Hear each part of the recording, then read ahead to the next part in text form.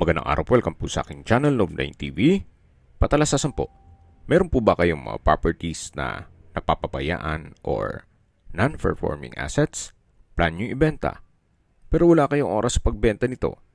Kung ito'y pagkakatiwala nyo po sa amin, tawag lang po kayo sa aking numero, usap po tayo, gawin ko po ng video for free.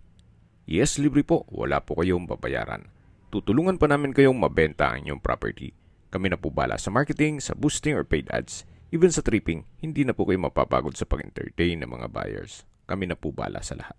Tawag lang po kayo. Hanap nyo po ba isang income generating na property? Especially dito sa Tagaytay? Well, ito na po yung hinahanap nyo. Ito pong bagong video presentation natin ay isang condominium unit na kompleto po ang amenities. Gaya nitong clubhouse, swimming pool, may lobby, sky lounge, function room, children's play area, jogging path, basketball court. Meron pong 24-hour security, CCTV system, front desk, property management services, at ang building facilities and utilities naman ay meron pong 3 elevators per tower, fire exits, commercial area sa ground floor, mail room, garbage disposal area on every floor, automatic fire detection and alarm system, standby generator set for common areas and selected residential outlet. So, kumpleto na po. Kaya kung ipasok niyo po ito sa Airbnb, marami na pong amenities dito sa loob para sa inyong magiging guest. Sa mga hindi po familiar dito sa area ng Winds Residences Tagaytay, ito po'y along Aguinaldo Highway or Tagaytay-Nasugbu Highway, nasa Barangay Maharlika West, Tagaytay City. Ang landmark po ay Summer Ridge Promenade, Jerry's Grill, at Sky Ranch. Opo, napakalapit lang po nito sa Sky Ranch. Then malapit din po ito sa mismong City Hall ng Tagaytay at iba pang government offices. Mamaya po sa dulong parte ng video, pag-usapan natin ang distance, location at travel time, pati presyo nito. Mula po dito, matatanong na natin yung mga tower na kung saan isa po sa tower dyan ay nandyan po yung condo unit na binebenta.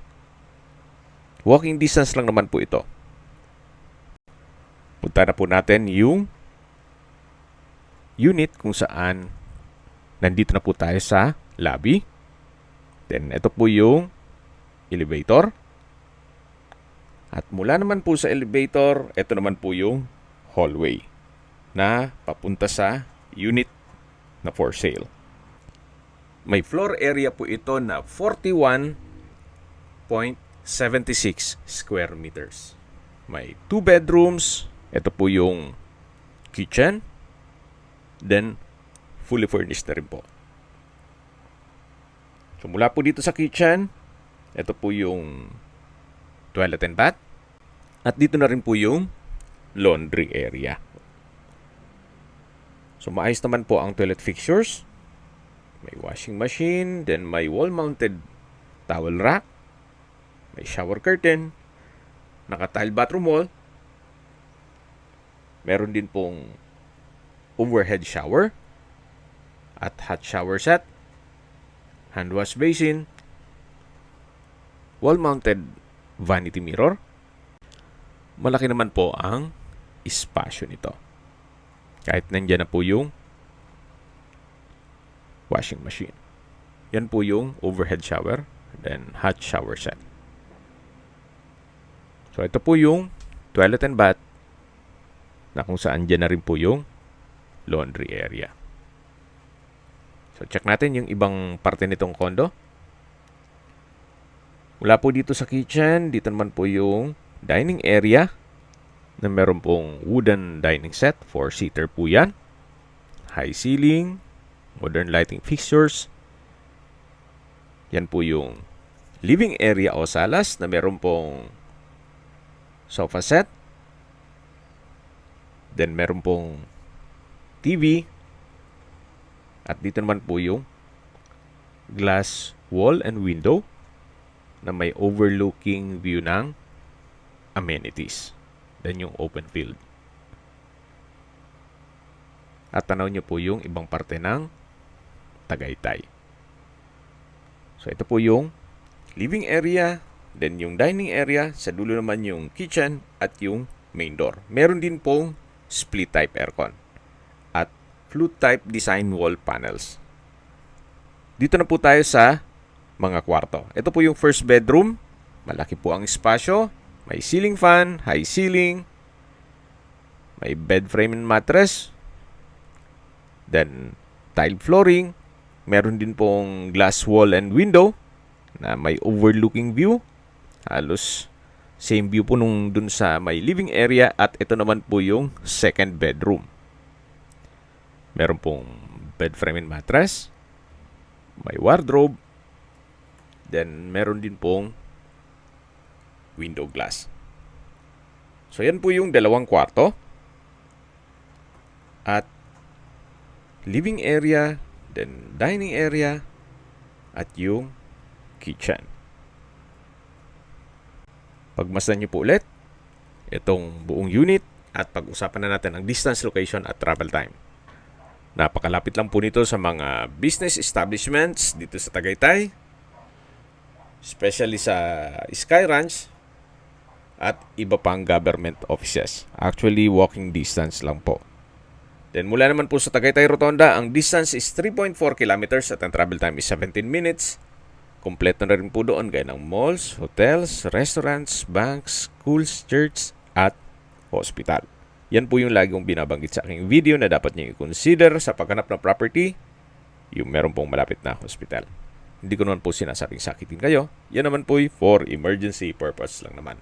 At mula naman po sa Calax, Silang Interchange, ang distance is 19.1 kilometers at ang travel time is 38 minutes. Ang Calax po ay connecting South Luzon Expressway, Skyway, all the way to North Luzon Expressway at ibang parte ng Metro Manila. At mula naman po sa Manila o sa airport, ang distance is 62 kilometers at ang travel time is 1 hour and 45 minutes. Okay, sa presyo na po tayo. Binebenta po ito ni owner sa halagang 7.5 million pesos net. Ibig pong sabihin, si buyer na po ang sasagot sa lahat ng taxes at expenses with regard to documentation. Kung may mga katanungan po kayo, tawag lang po sa aking numero.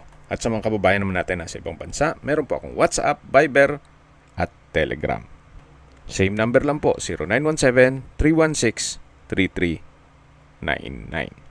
Sa mga nagtatanong naman po ng aming Facebook, meron po aming Facebook page na Nov9TV at Facebook Real Video. Meron din pong TikTok at Instagram.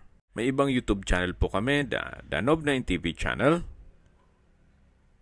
Nov9TV Listings, Nov9TV On The Spot, Nov9TV Updates, at Nov9TV House Rental. Sana po naibigyan nyo ang video presentation. Paki-like and subscribe na lang po sa aking channel para ma-update din po kayo sa aking future listings. Kung sakali po hanap nyo yung mas malaking sukat ng lupa, meron din po kami ibang listings na pwede nyong pagpilian. Huwag po kayong mag-atubiling tumawag sa amin.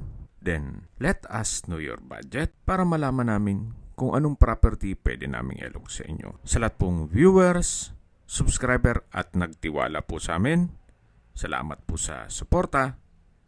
Ingat po kayo lagi at yung pamilya. Maraming salamat po.